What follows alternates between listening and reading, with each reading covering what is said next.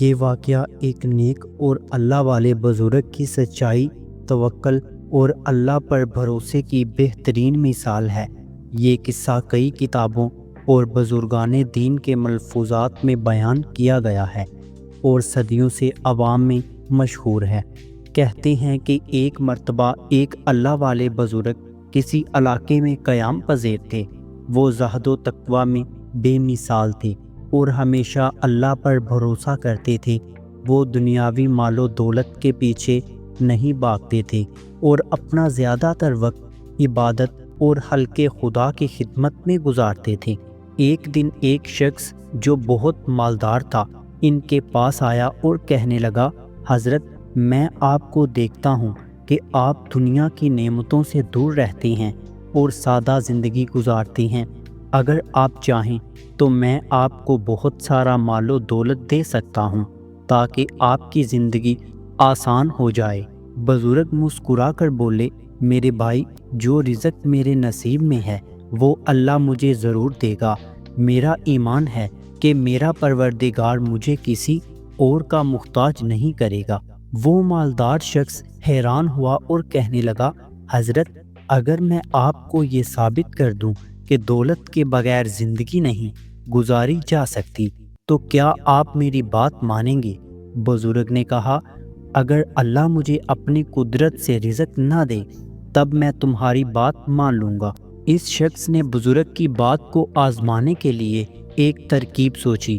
اس نے اپنے آدمیوں کو حکم دیا کہ بزرگ کو کسی ایسی جگہ چھوڑ دیا جائے جہاں کھانے پینے کا کوئی سامان نہ ہو تاکہ وہ مجبور ہو کر اس کی مدد قبول کر لے۔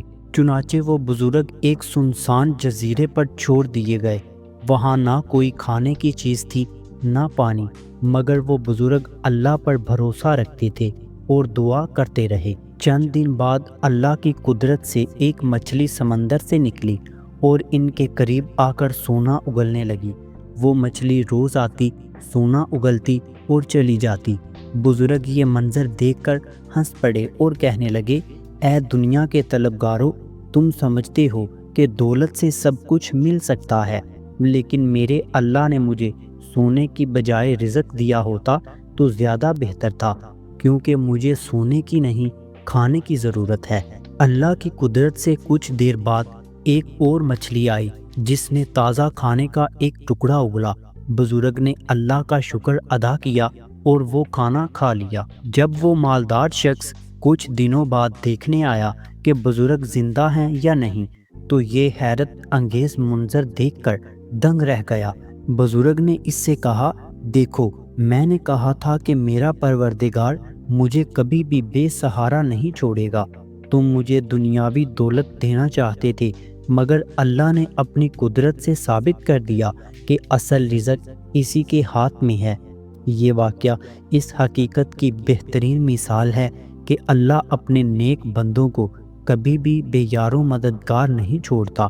جو شخص سچے دل سے اللہ پر بھروسہ کرتا ہے، اللہ اس کے لیے ایسے دروازے کھول دیتا ہے جن کا انسان تصور بھی نہیں کر سکتا۔